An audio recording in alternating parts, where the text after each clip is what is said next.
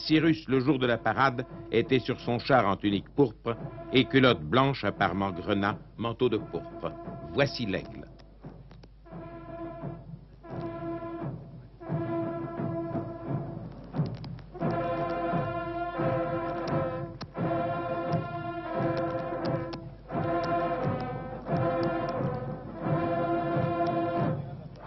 La dynastie achéménide avait également des navires, donc une flotte de combat, au dernier plan.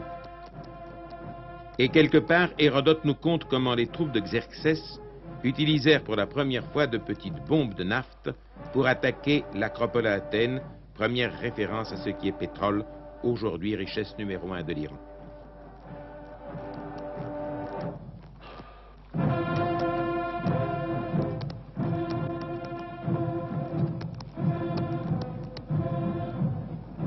Voici les immortels. Les immortels, c'était la garde, l'élite, toujours au nombre de 10 000 soldats, persans, mèdes ou élamides. 10 000, un nombre ne variant jamais. Lorsque l'un d'eux tombait, il était remplacé immédiatement.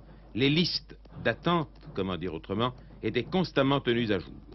Nous retrouverons plusieurs fois les immortels. Les voici à l'époque achéménide.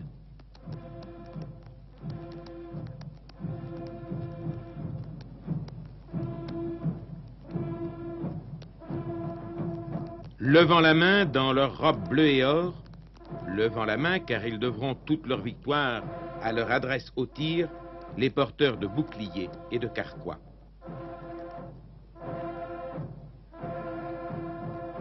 Les arcs, les flèches et le carquois, qui fatiguèrent tellement la retraite des 10 000 quand ils s'en revinrent par le désert du Kourdistan, tirés en droite ligne de l'anabase de Xénophon, que l'auteur avait lui-même conduite.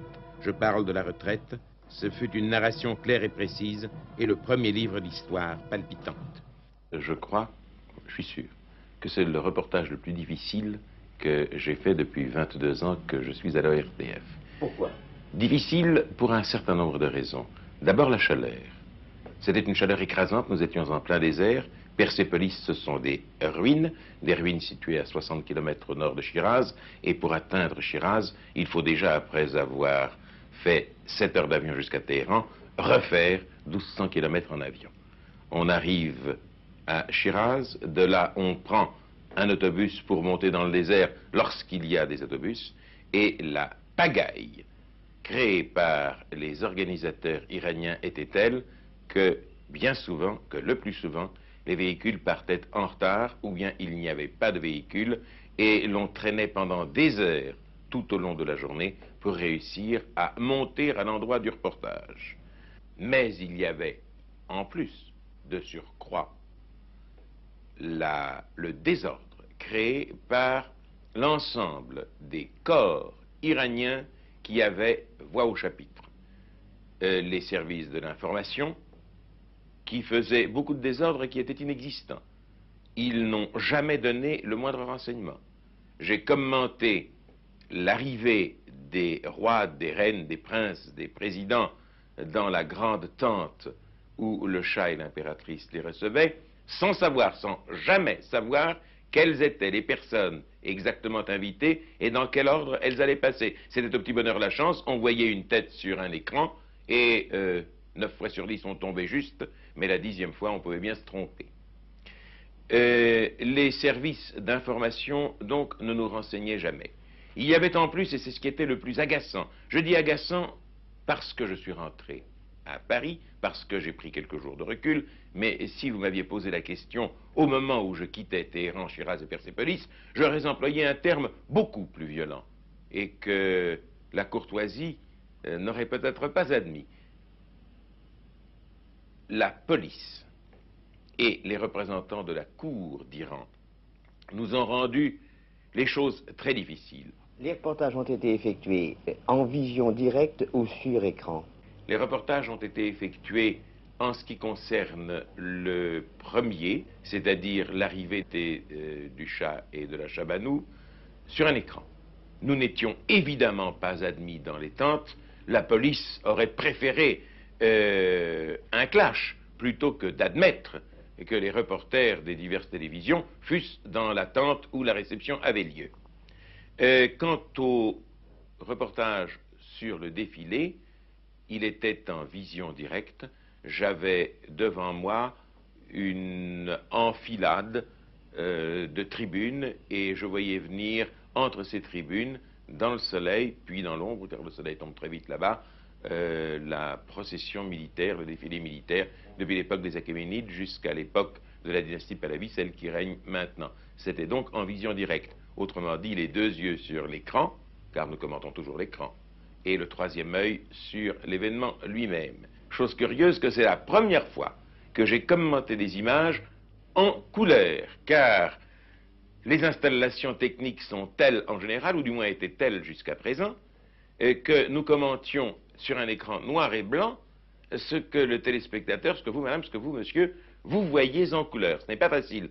Nous avons pu enfin avoir un écran de contrôle en couleur à Persépolis grâce au travail ahurissant, grâce aux 20 heures de travail quotidien qu'ont fait Bernard Jansou et nos camarades placés sous ses directives.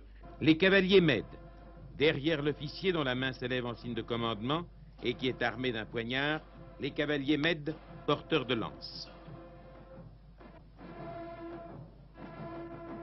Et les casques d'or au soleil annoncent des officiers m'aident en armure, puis les cavaliers également en armure, armés de lances et protégés de boucliers. Un char de guerre à 4 chevaux. C'est l'ancêtre des chars actuels de petit modèle, un conducteur et un tireur. À l'époque achéménide, le tireur possédait un arc. Ce fut une grande innovation. Et selon Hérodote, les Iraniens du Sistan remplaçaient l'arc par le lasso et prenaient dans le nœud coulant les ennemis et leurs montures. Ce duo sur les chars perdra son importance plus tard quand les troupes ennemies apprendront à descendre à la flèche le conducteur et le tireur, après quoi les chevaux affolés faisaient demi-tour et revenaient au grand galop dans leur propre rang, créant la panique.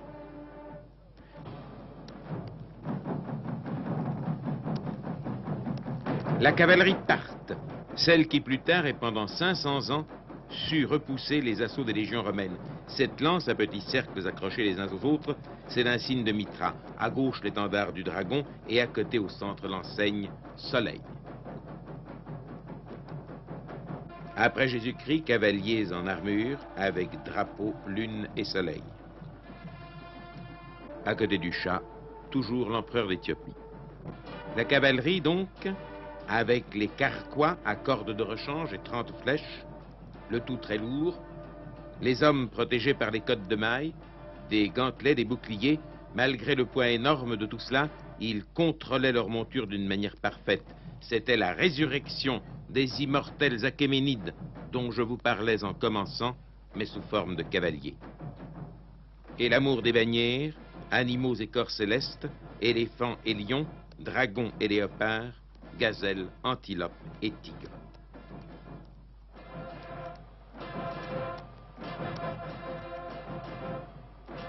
Puis, ce sera la conquête arabe. La Perse allait devenir, après la dynastie des Sassanides, une des provinces de l'islam.